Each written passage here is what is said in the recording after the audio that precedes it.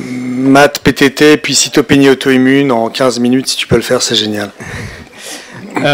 Deux études, le PTT congénital et le PTT auto-immun. Rapidement, le calplasizumab, nanocorps qui inhibe l'interaction entre les plaquettes et le facteur Willebrand. Deux essais cliniques Titan et Hercule qui évaluent son efficacité avec échange plasmatique et immunosuppresseur.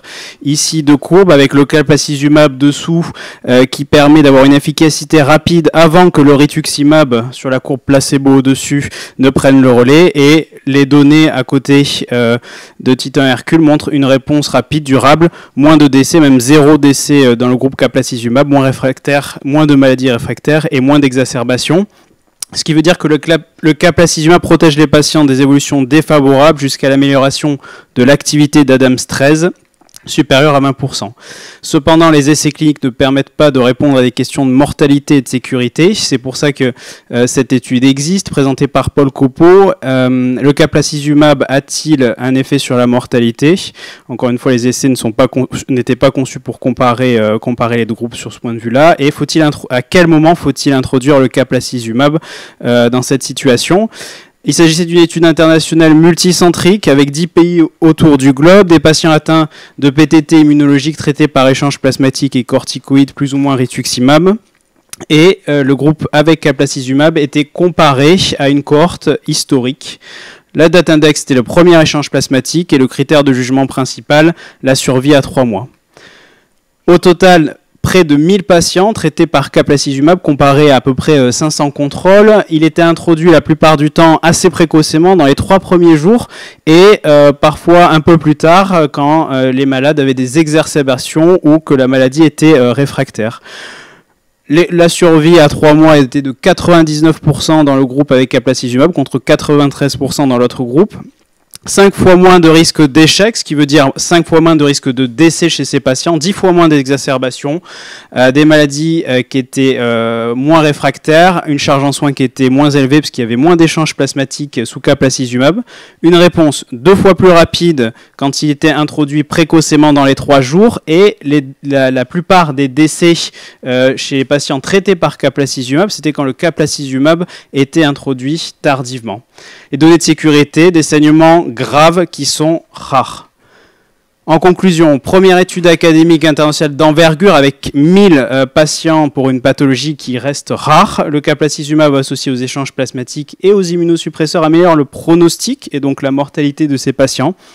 Et il est réduit globalement par 2 la charge en soins au prix d'un risque de saignement rarement sévère.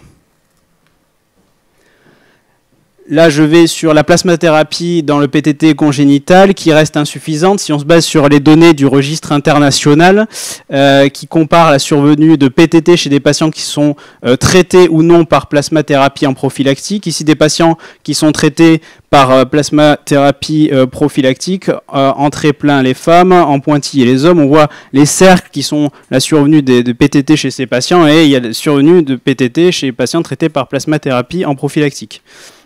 Quand on regarde cette fois-ci du côté des patients qui ne sont pas traités, c'est-à-dire des maladies sans doute plus sporadiques ou des patients qui sont traités au moment où ils ont des accès, de la même manière, on retrouve plusieurs accès de PTT chez ces patients.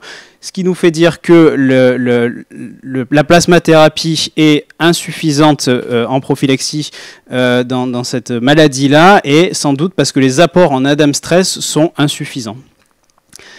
Une étude présentée par Marissa Schraner montrait l'efficacité de la plasmathérapie prophylactique chez les patients avec un PTT congénital pour la prévention des complications viscérales à long terme. 182 patients suivis en prospectif, une médiane de suivi de 3,6 ans, et avec ou sans prophylaxie à long terme ou qui n'est pas à long terme, les patients font des PTT, et donc cette communication allait dans le sens des données que l'on connaissait déjà.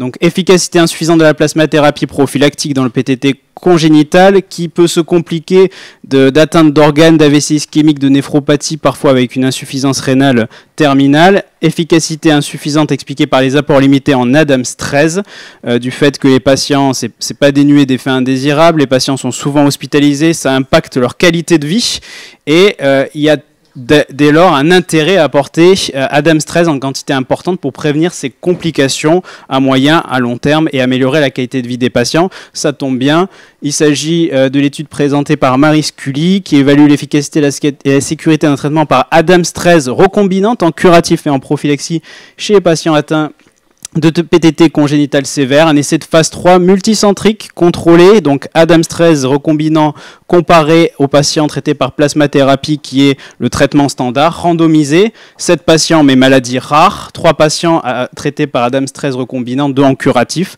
4 contrôles, les plaquettes qui augmentent 5 fois plus en cas d'Adams-13 recombinante et 100% de réponse, 0% de rechute et aucun événement indésirable notifié.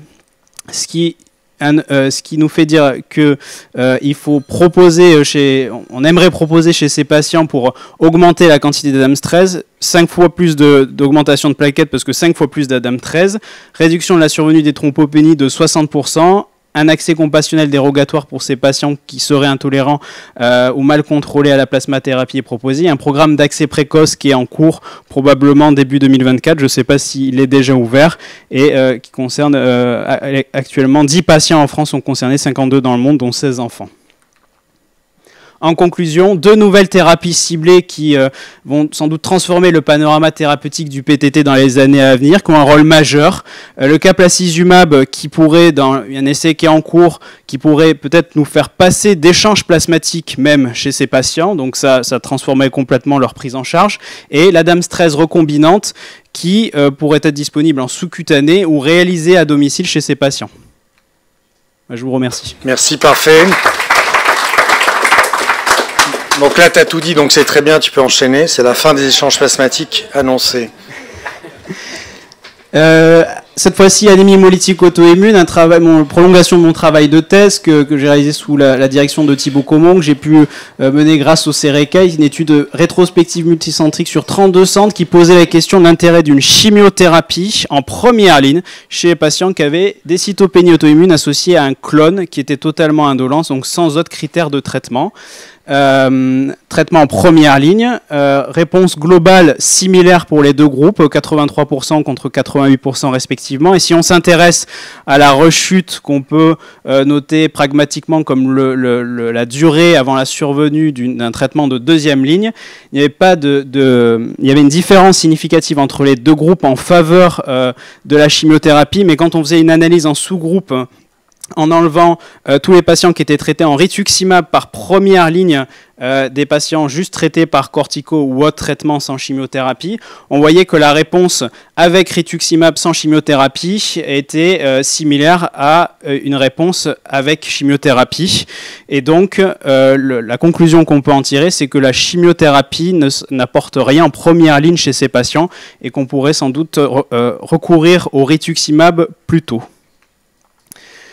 Deuxième étude, Master 2, c'est pas moi qui ai sélectionné les études menées dans le SNDS, 959 patients atteints d'anémie hémolytique auto-immune primaire, traités par rituximab, donc ça couvrait virtuellement l'ensemble de la population française. On a mesuré l'incidence des hospitalisations pour infection à 6 mois, soit la durée d'exposition du rituximab. Un patient sur 5 était hospitalisé pour infection après la première perfusion de rituximab dans cette maladie. La mortalité post-hospitalisation, un patient sur 10 de ces patients hospitalisés pour infection décédés dans le mois suivant l'hospitalisation pour infection.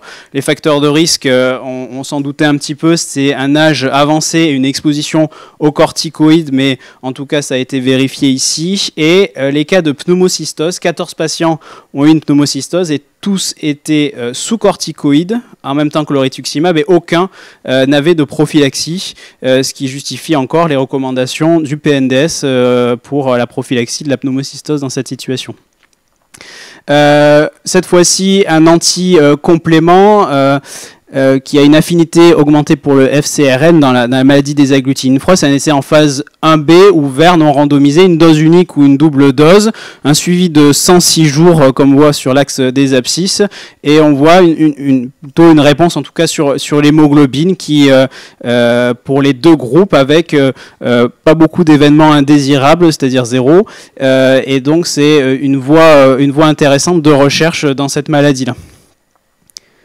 cette fois-ci la thrombopénie immunologique, pour une étude particulièrement intéressante, un essai sur le rilzabrutinib, inhibiteur de tyrosine kinase, encore une fois chez les patients atteints de PTI en rechute, avec un PTI, une thrombopénie inférieure à 30 giga par litre. Il fallait au moins une réponse aux corticoïdes ou aux IGIV supérieure à 50 giga par litre, et l'échec au moins d'un autre traitement. 26 patients, des patients qui ont un chiffre moyen de plaquettes à 6 giga par litre, et des patients qui sont vraiment réfractaires.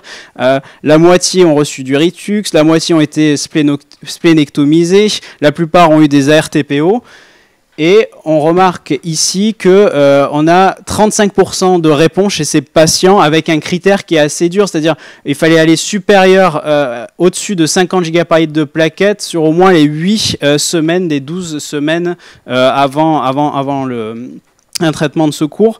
Beaucoup ont répondu de manière prolongée, 42% avec un chiffre de plaquettes supérieur à 50 ou supérieur à 30 avec un doublement plaquettaire une fois qu'ils avaient reçu toute la période d'exposition du rilzabrutinib pendant 24 semaines. Ils rentraient dans cette phase-là.